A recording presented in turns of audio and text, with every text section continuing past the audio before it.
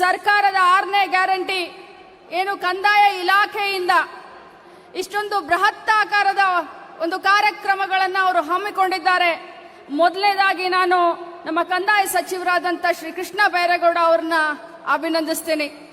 ತದನಂತರ ತುಮಕೂರು ಜಿಲ್ಲಾ ಉಸ್ತುವಾರಿ ಸಚಿವರು, ನಮ್ಮ ಸರ್ಕಾರದ ಗೃಹ ಸಚಿವರಾದಂಥ ಪರಮೇಶ್ವರ್ ಸಾಹೇಬ್ರನ್ನು ಕೂಡ ಇಷ್ಟೊಂದು ಬೃಹತ್ತಾಕಾರವಾದಂಥ ಕಾರ್ಯಕ್ರಮವನ್ನ ಸರ್ಕಾರ ಸ್ಥಾಪನೆಯಾದ ಇಲ್ಲಿಯವರೆಗೆ ಸುಮಾರು ಇಷ್ಟು ದೊಡ್ಡ ದೊಡ್ಡ ಕಾರ್ಯಕ್ರಮಗಳನ್ನ ನಮ್ಮ ತುಮಕೂರಿನಲ್ಲಿ ಮಾಡ್ತಾ ಇರೋದು ನಿಜವಾಗ್ಲೂ ಒಂದು ಹೆಮ್ಮೆ.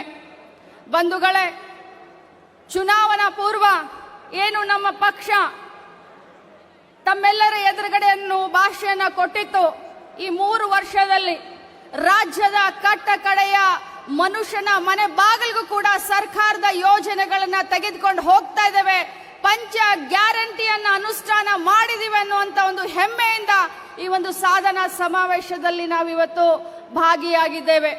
ಈ ಸಾಧನಾ ಸಮಾವೇಶದಲ್ಲಿ ಕಳೆದ 3 ವರ್ಷದಲ್ಲಿ ಏನೇನು ನಮ್ಮ ಸರ್ಕಾರ ಕೆಲಸವನ್ನ ಮಾಡಿದೆ, ಮಾನ್ಯ ಸಿದ್ದರಾಮಯ್ಯನವರ ನೇತೃತ್ವದಲ್ಲಿ, ಡಿ.ಕೆ. ಶಿವಕುಮಾರ್ ಅವರ ನೇತೃತ್ವದಲ್ಲಿ ಮಹಾಜನತೆಗೆ ಹೇಳಲಿಕ್ಕೆ ಇದೊಂದು ವೇದಿಕೆಯನ್ನ ನಾವಿವತ್ತು ಬಳಸ್ಕೊಳ್ತಾ ಇದ್ದೇವೆ.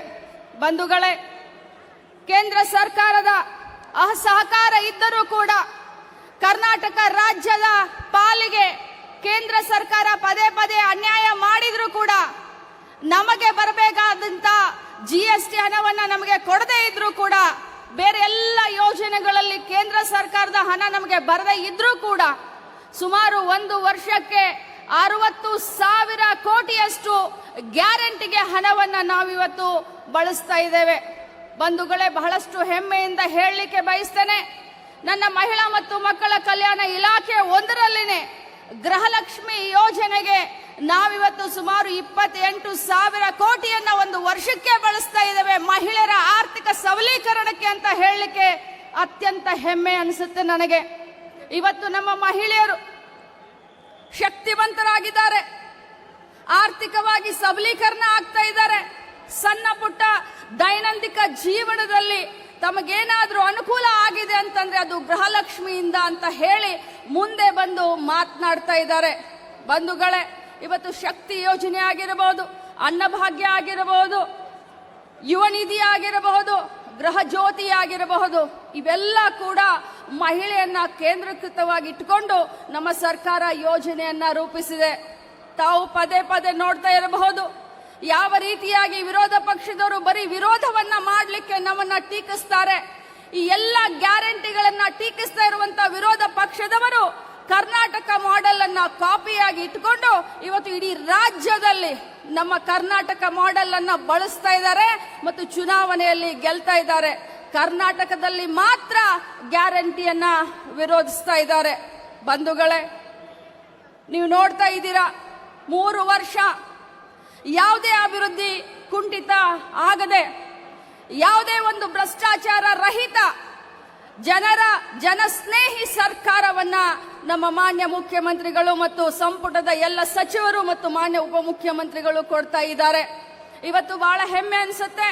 ನನ್ನ ಮಹಿಳಾ ಮಕ್ಕಳ ಕಲ್ಯಾಣ ಇಲಾಖೆಯಲ್ಲಿ ಒಂದು ರೆಕಾರ್ಡ್ ಅಂತ ಹೇಳಲಿಕ್ಕೆ ಬಯಸ್ತೇನೆ.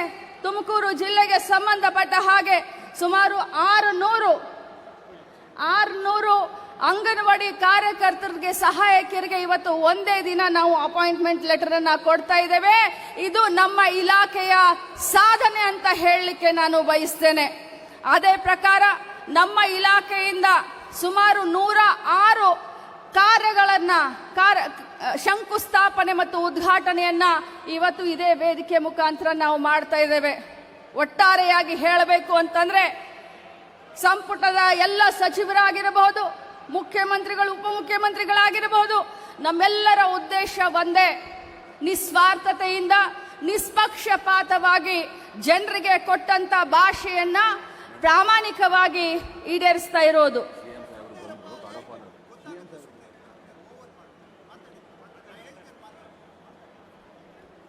ಪ್ರಾಮಾಣಿಕವಾಗಿ ತಮಗೆ ತಲುಪಿಸುವಂತ ಕೆಲಸವನ್ನ ನಾವೆಲ್ಲರೂ ಪ್ರಾಮಾಣಿಕವಾಗಿ ಇವತ್ತು ಮಾಡ್ತಾ ಇದ್ದೇವೆ. ಬಂಧುಗಳೇ, ರಾಜ್ಯದ ಅಭಿವೃದ್ಧಿಗೆ, ರಾಜ್ಯದ ಶ್ರೇಯೋಭಿವೃದ್ಧಿಗೆ ಕಾಂಗ್ರೆಸ್ ಪಕ್ಷದ ಸರ್ಕಾರ ಯಾವತ್ತು ಹಗಲಿರ್ಲು ಕೂಡ ನಿಸ್ವಾರ್ಥತೆಯಿಂದ ನಾವು ಸೇವೆ ಸಲ್ಲಿಸ್ತಾ ಇದ್ದೇವೆ. ಈ 3 ವರ್ಷ ನೀವೆಲ್ಲ ಮಾಡಿದಂತ ಆಶೀರ್ವಾದದಿಂದ ನಾವು ಅಭಿಮಾನದಿಂದ ಹೇಳಲಿಕ್ಕೆ ಬಯಸ್ತೇನೆ, 3 ವರ್ಷ ನಿಮ್ಮ ಆಶೀರ್ವಾದದಿಂದ ರಾಜ್ಯದಲ್ಲಿ ಸರ್ಕಾರ ನಡೆಸಿದ್ದೇವೆ. ಮುಂದಿನ ಬಾರಿ ಕೂಡ ನಿಮ್ಮೆಲ್ಲರ ಆಶೀರ್ವಾದ, ಮಾರ್ಗದರ್ಶನ, ವಿಶ್ವಾಸ, ನಂಬಿಕೆ ನಮ್ಮೆಲ್ಲರ ಮೇಲೆ ಇರಲಿ ಅಂತ ತಮಗೆ ಕೈ ಮುಗಿದು ಕೇಳ್ತಾ ಇದ್ದೇನೆ. ಯಾಕಂತಂದ್ರೆ ನಮ್ಮ ಸರ್ಕಾರ ಬರೀ ಜಾಹೀರಾತಿನಲ್ಲಿ ವಿಶ್ವಾಸ ಇಟ್ಟಂತ ಸರ್ಕಾರ ಅಲ್ಲ, ಕೆಲಸದಲ್ಲಿ ಕಾಯಕದಲ್ಲಿ ವಿಶ್ವಾಸವಿಟ್ಟಂತ ಸರ್ಕಾರ ಅಂತ ಹೇಳಿ ನನ್ನ ಮಾತನ್ನ ಮುಗಿಸ್ತೇನೆ. ಜೈ ಹಿಂದ್.